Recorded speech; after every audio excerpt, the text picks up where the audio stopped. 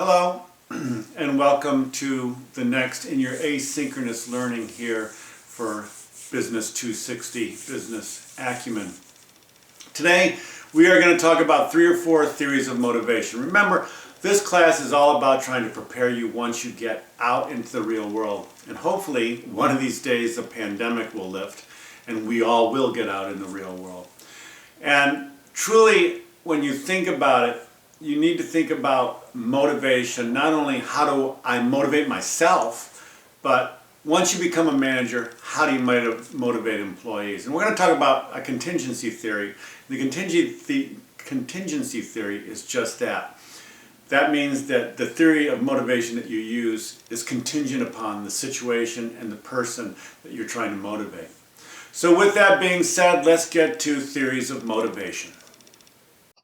So as I said in the introduction, today we're going to talk about a few theories of motivation or foundations of employee motivation.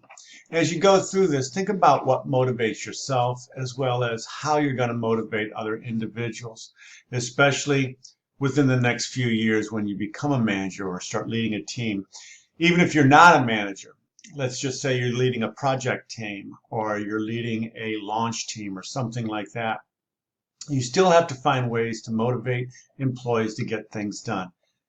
I had a boss at Bausch & Lomb when I was a wee lad, when I was first starting out there. And the boss said the hardest thing to do in business is to get somebody to do something for you who doesn't report to you. If they report to you, it's easy. You can just tell them to do it. But the hardest thing is to get somebody to do something for you and they don't report to you. And therein lies the rub. And a good manager understands that and understands how to motivate employees to do that. So let's start with a definition. Forces within a person that affect the direction, intensity, and persistence of voluntary behavior.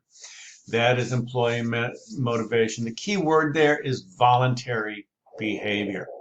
You know, we can always motivate somebody who reports to us. We can always use punishment. We can always use rewards, that type of thing. But motivating somebody that goes beyond the punishment, that goes beyond the rewards, that's the tough part.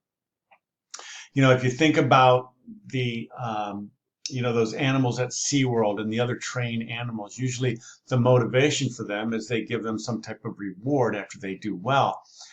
You can't continue to do that with employees because there's only so many rewards that you can give them. You certainly can give them feedback and positive feedback as a reward, but you can't just keep throwing them money and that type of thing because you're on a limited budget.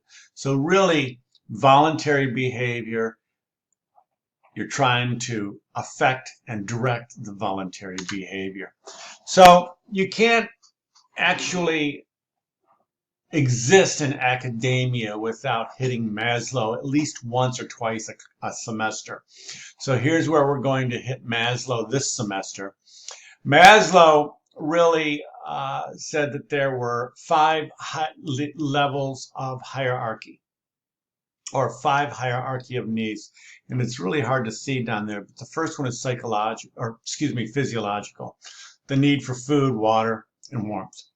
And then it goes from safety to belongingness, esteem, and self-actualization.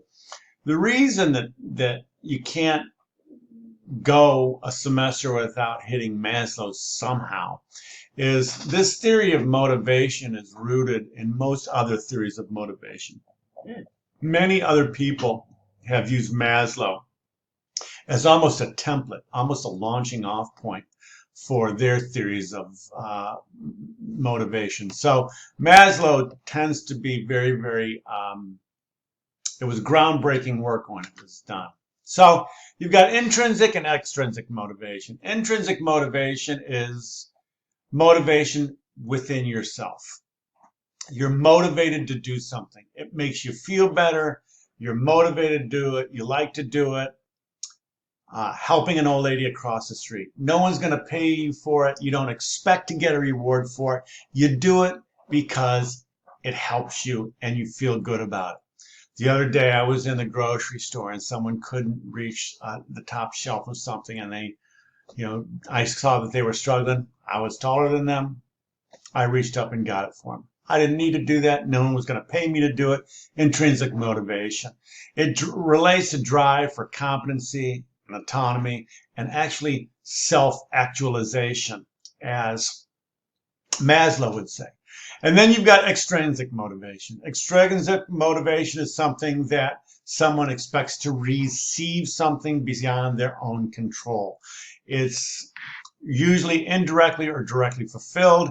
There's different types of extrinsic motivation. Most of it comes from rewards. Extrinsic motivations are present, but one of the key things that managers try to do is they try to have employees be motivated intrinsically versus extrinsically, because if someone feels like they want to do a good job and they want to do a good job because it makes them feel better, then that manager has won. So the first theory of motivation we're going to talk about is the learned needs theory. Now, all of these theories of motivation we're going to talk about are contingent theories. Different people are motivated different ways. Different people react to different things in different ways. And the learned needs theory says that there are three learned needs: the need for achievement, the need for affiliation, and the need for power. And people are motivated to achieve one of these three things. So they're motivated and they're driven for the need to either achieve, affiliate, a need for affiliation, seek approval, or need for power. And depending on the situation and depending on the person, the manager that can recognize that a person is motivated for achievement, they're motivated to accomplish goals and they feel good about accomplishing goals, or they're motivated for approval with affiliation, or they're motivated for power, they're doing it to get promoted, they're doing it to gain better stature within the company, then the manager can manage and motivate to that particular level.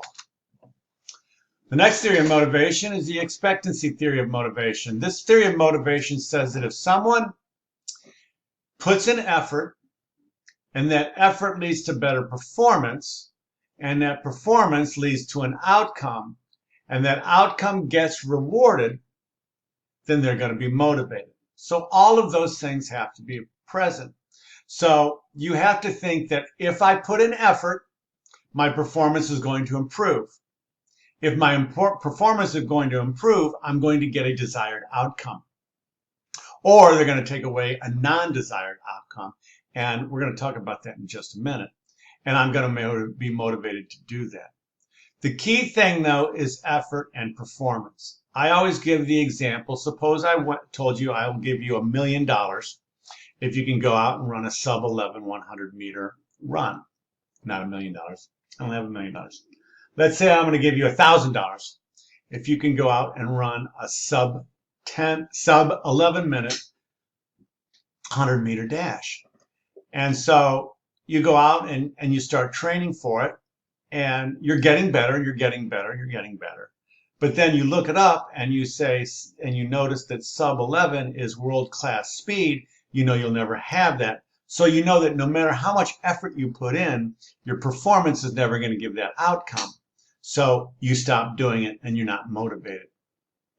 The other thing is if you give somebody a task to do and they feel that that task is impossible and they're never going to be able to achieve that task, now that's the performance part, they won't put in effort.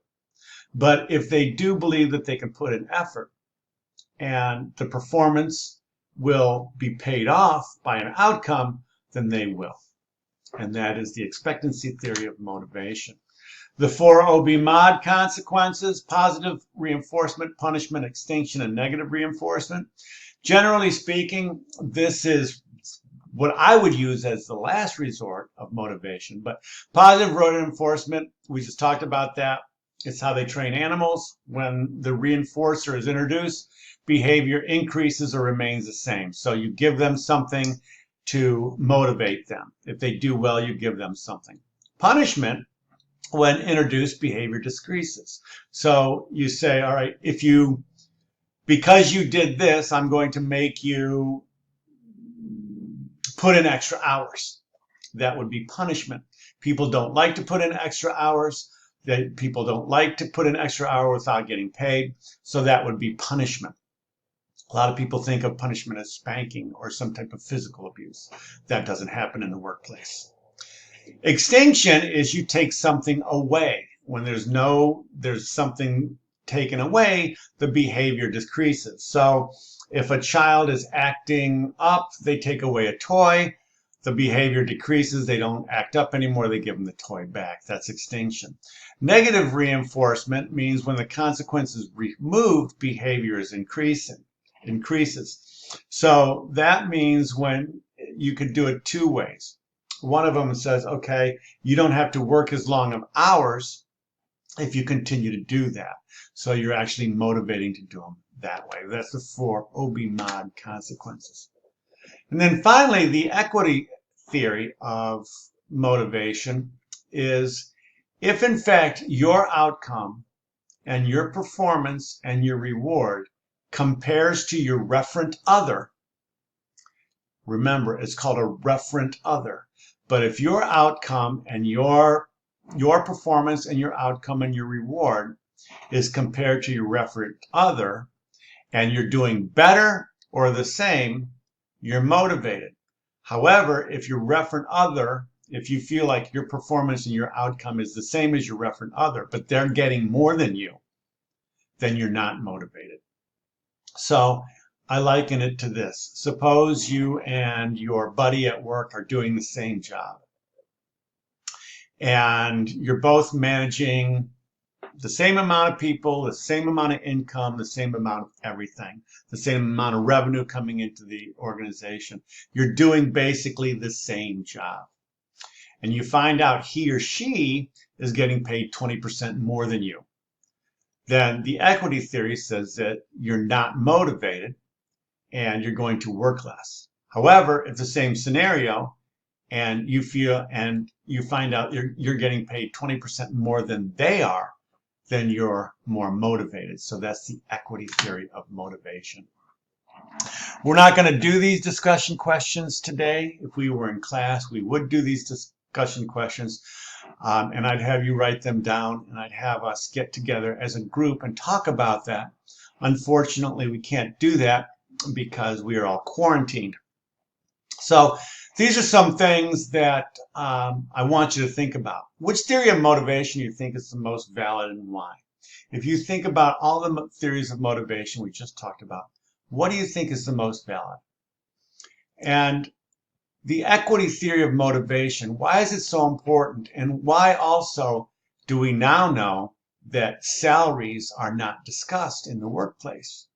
And it's because of the equity theory of motivation. And then finally, the other discussion question that I want you to think about is, you can't swing a dead cat in organizational behavior, organizational psychology, or human resources without hitting a theory of motivation.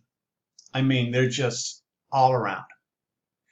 And that, by the way, that's a Mark Twain euphemism. I shouldn't use that, swing a dead cat. That was something that Mark Twain used to say all the time. You can't look around anywhere without seeing a theory of motivation. And the question is, why have so many been developed? And why is motivation so important in the workplace? Those are some things I want you to think about. Hopefully someday we'll meet again. And when we do, please stop me and say hi. Until then, we'll talk to you later.